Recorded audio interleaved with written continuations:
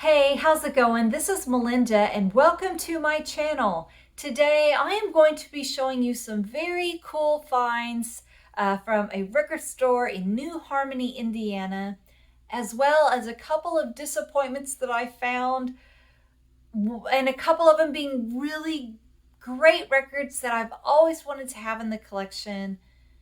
And I'm so disappointed with what I ended up getting. And I'm going to share my thoughts, what I think might have happened, theories. I'm going to share everything with you. So if you're not a subscriber to my channel, please subscribe, hit the like button and the notification bell. Now, before I get started, I thought this was going to be a little bit of a downer video. I was kind of depressed because, like I said, a record I've been wanting to get forever. I got a really bad copy of, and there's a lot of problems. So before I started making this video, though, I got a notification from Mobile Fidelity. They are announcing their Michael Jackson Thriller One Step. Wow, what a surprise. This came out of nowhere, for me anyway. I had no idea they were going to be making Michael Jackson's Thriller. And the funny thing is, I was laying in the pool yesterday. I was just kind of laying out and relaxing. And I was listening to yacht rock. It's just what they call it on Amazon, the yacht rock channel, whatever. I don't like that name. And the song Rock With You came on by Michael Jackson. And I really thought this yesterday. I thought, someone's missing a huge opportunity when it comes to the audiophile treatment of Off the Wall and Thriller. Why aren't those records getting the wonderful analog audiophile treatment? And sure enough, then today I get the notification that Thriller is up for pre-order. Not just coming soon, up for pre-order. So I did put in my pre-order. I'm very excited about it. A friend of mine said it's not coming out till November. But you know what? When you get around the age I am, you blink and it's going to be November. So I went ahead and placed my order. And I'm excited. Now, I have this half-speed mastered version by CBS, and I think the originals sound killer too. So I cannot wait to hear what Thriller sounds like on a one-step. It's going to be 33 RPM. It's going to be from the analog tapes. I have a lot of confidence in Mobile Fidelity, and I know they're going to deliver. And I can't wait to hear what it's going to sound like. So definitely brought my mood up today. I'm super excited about that. So now I want to show you some records that I got. My husband and I were a little bored on Saturday. We went on a little trip, went to a couple of places. One of them was a wonderful store in New Harmony, Indiana called Backbeat Records. And it's a really great record store. And it also is an antique store. So a little bit of both. My husband could look at antiques while I was looking through the records. And I even picked up a little bit of an antique myself. Just a wonderful little glass. This is a Pepsi Cola series. Josie and the Pussycats, a really fantastic little record. I used to watch the cartoon when I was a little girl. So I couldn't resist picking up this glass in really beautiful condition. So I got that from them. And I also picked up some fabulous records. I want to start off with Close to the Edge by Yes. And, you know, I grew up, this came out very early on. I did not know this album at all. To be honest with you, my major introduction to Yes was 90125, Owner of a Lonely Heart. Of course, I knew Yes had previous albums, but that's the era and the generation I grew up in. That was such a huge hit. Owner of a Lonely Heart, Leave It. But you know what? Now that I am a vinyl collector, I have gotten into their earlier, more progressive stuff, and this is a tremendous record. I love this one. I love Fragile, and I was happy to find a Mobile Fidelity original master recording of Close to the Edge, and it sounds incredible. It's a beautiful record, and it's just really, really good. And the price was killer on it, so I couldn't resist picking it up. There is a reissue that has been out for a while now, and it was cut by Chris Bellman, and I think it sounds really, really good too. If you go on Discogs, This is a really expensive record, but at this Backbeat Records store, I didn't pay that kind of price for it. So I'm really happy to add this one. And this one got released by Mobile Fidelity in 1982. I believe the original Close to the Edge was released in 1972. Just a killer progressive record. So I love having that one in the collection. I also found at Backbeats this really cool original jazz classics, what we call the OJC version of Prestige Moodsville's The Red Garland Trio. Such a killer record. Anytime I see Red Garland, I'm going to pick it up. He's one of my favorite jazz pianists. And we've got on here Red Garland on piano, Paul Chambers on bass, and Art Taylor on the drums. What a killer lineup here. A beautiful copy of it. And it has on the Moodsville label here. Again, it's an OJC version. But if you see OJC in the wild when you're shopping, don't hesitate to pick that up, because I've had nothing but really good luck with OJC versions of classic jazz records. You know, obviously Analog Productions does a great job. With Miles Davis, you know, the Mobile Fidelity records are incredible. OJCs are really good too, so don't rule them out if you see them, because they're very affordable. I think that cost me like 12 bucks, and it's a beautiful sounding record, so love finding that one. Another really cool record I found, another Mobile Fidelity record. This is Neil Diamond's Hot August Night. He was really jamming to Sweet Caroline, Solitary Man, a really great live album, Girl, You'll Be a Woman Soon, and Cracklin' Rosie, Play Me.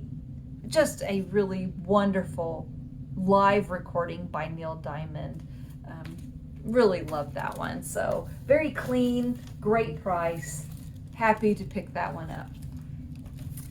This next record is one that I really love, and I found the half-speed mastered version by CBS. And I will be honest with you, I have had mixed reviews when it comes to the CBS half-speed mastered versions of records.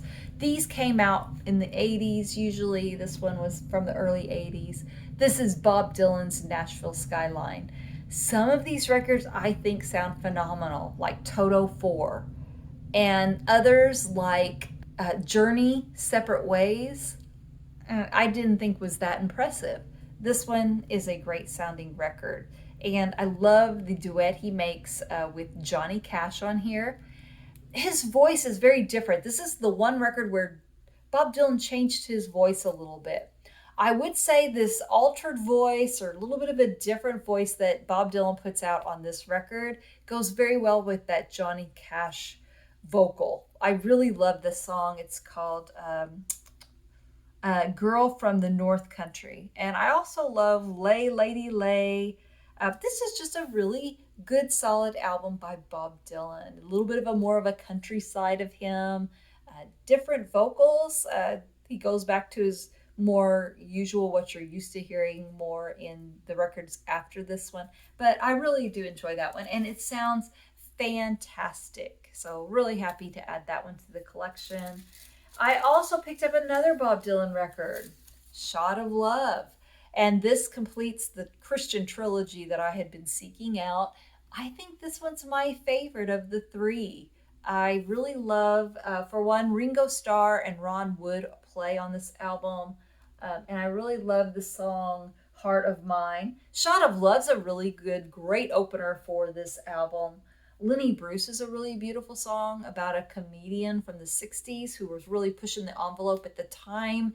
And in an interview, Bob Dylan said that he just wrote it in 5 minutes. He didn't really have a lot to say about it. It's just something that came to his mind. He wrote it and put it on this album, and it's a wonderful tribute to Lenny Bruce. I'm sure his family was very happy about Bob Dylan writing a song about him. I also love the song Trouble. And of course, Every Grain of Sand is a beautiful song. And when I saw him in concert back in November, he sang that. So that's another very memorable one. This is a solid record. You know, a lot of his 80s output doesn't get discussed much. We all really focus in on those wonderful 60s albums. But you know what? Throughout the years, he really put out some great music, and he just high quality musicianship, high quality lyrics, a great artist, Bob Dylan. So anytime I see something like that, I'm going to pick it up. And his 80s records are very affordable. Also, after buying all of those records from Backbeat Records, the owner asked me if there was anything else I was looking for, and he asked, "Are there any 45s you're looking for?" And just right off the top of my head, I thought, I've always wanted to have the Zombies She's Not There. He happened to have that one, and he told me, he said, "Here, Merry Christmas," and he handed it over. And it's a really nice She's Not There by the Zombies on the Parrot label, and it's in very clean condition. So I really had a good time in New Harmony going to Backbeat Records. It's pretty far from where I live. It was a wonderful trip, and they have some really great records. If you live anywhere near them, you really should give them a visit, because I think you'd find some really cool stuff in their record store, as well as the cool antiques they have. So I have one more record that I want to show to keep it on the positive note. This is another cool find. This is Hums of the Lovin Spoonful. And this is a really cool Canadian pressing that I was able to find at a store. Super clean, just in really wonderful condition.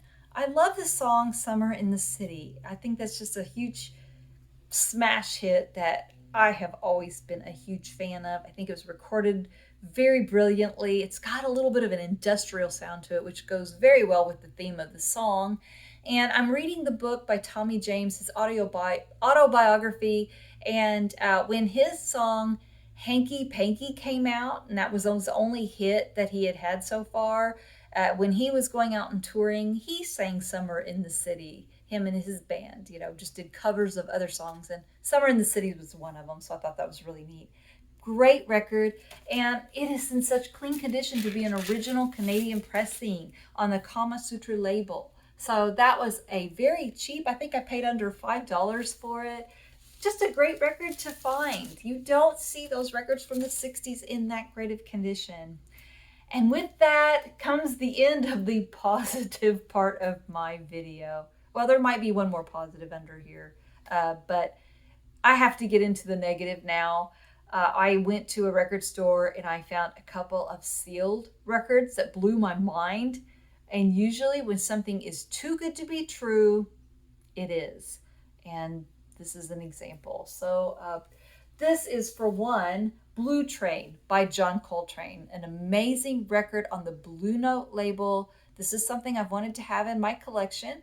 There are rumors that Blue Note will be putting out something very special regarding this release, and I hope they do. I'm looking forward to it. But in the meantime, I saw this 1993 direct metal mastering version of it, still sealed, for a good price. And I decided to just go ahead and pick it up. Very clean. I was so excited. I really have been wanting to have this record in my collection. And I brought it home and I put it on the turntable, and it is just an absolute nightmare. It is so warped that, man, my turntable, I have a great turntable, high quality, great stylus. It was just barely hanging on there trying to play that record. And of course, as it goes in towards the middle and the end of the record, it gets better and better. But, just broke my heart that I just bought this record and the warp is so bad. I can still play it. It's still okay. But I could never resell it. No one's going to want this record. It's so warped. And to get something still sealed, that's so frustrating. So that was a bit of a disappointment for me. And, it is a 1993 record. So having one that was still sealed, I thought was a little unusual. But, when you go to a record store, sometimes somebody may be collecting sealed records and they decide to sell them. And maybe a record store buys a sealed collection. That happens, I do see older records still sealed. I have some Beatles records that are still sealed. So, it happens. But wow, what a disappointment to get one like that. But this one really takes the cake. because this is something I've been really, really wanting. I see it occasionally, but because of the label that I usually see, I pass on it because I've been told a certain label is really, really bad and a certain other label is okay. So when I was at this one record store, I found this record. I'm not going to tell you what record store because they're innocent in this. They bought sealed records. They had no idea that these records were going to be this bad. So a record I've been wanting to have, Funkadelic Maggot Brain. I've never ran into an original, and they're pretty pricey. So I saw this westbound version of it. From what I can tell, this is the 2014 reissue. Gets pretty good reviews from what I was able to see and check out on Discogs. Most people really like this version over another version from another label. So the price was decent and I bought it. I was actually really excited to think I found a 2014 release, still sealed. So I was excited, and oh my goodness, what a downer when I got home. I took it home, I cleaned it on a professional, really nice project record cleaner, played it. The static and pops and clicks were so overwhelming on the song Maggot Brain that it just wasn't even enjoyable. You couldn't even hear the music. It was so bad. I've never bought a record with those kinds of snaps and clicks and pops.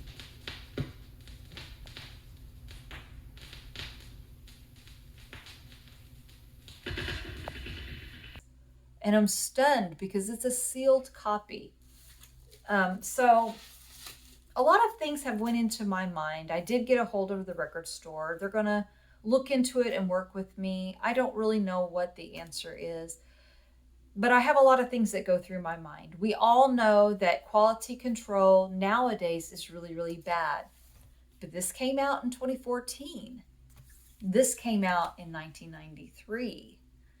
Quality control wasn't as bad back then, I wouldn't think, because the vinyl resurgence hadn't really taken in full effect. You know, we hadn't had COVID yet. You know, it's just that theory doesn't really add up to me. That maybe I'm just unlucky and I got two really bad pressings. Could be. There's another theory that goes through my mind, and I have no way of substantiating it. This is just something that I'm thinking. It's just a possibility. What if the record store bought a collection of sealed records and they really turned out to be damaged records that someone had resealed and then sold them to an innocent record store? That comes to my mind. It's a possibility. I wouldn't rule it out, but I wouldn't say that's definitely the reason. I will also ask you all if you know of a way to clean a record with snaps and pops. I am going to try to see if I can get this record into an ultrasonic cleaning machine and see what happens. I would really love to have it because underneath that horrible snap, crackle, and pop is a good sounding record. And I would love to have that. So what a disappointment. You know, you just never know. Our collecting with vinyl, you just never know for sure what's going to happen. Sometimes you get really lucky and find something really great. And then you have something like that happen. And it's really discouraging because this hobby is a very expensive hobby. So before I go, I want to say a thank you to Christopher in California. He gave me this beautiful record as a gift. This is the Analog Productions version of Miles Davis' Someday My Prince Will Come. I love this record. This is a beautiful version of it. So thank you so much to Christopher in California for that amazing gift. So that is my video for this week. Let me know in the comments what you think about these releases. If you have any ideas of ways to clean Maggot Brain and get it cleaned up, let me know. And please subscribe. Thank you so much for watching, and I will see you next time. Take care. Bye-bye.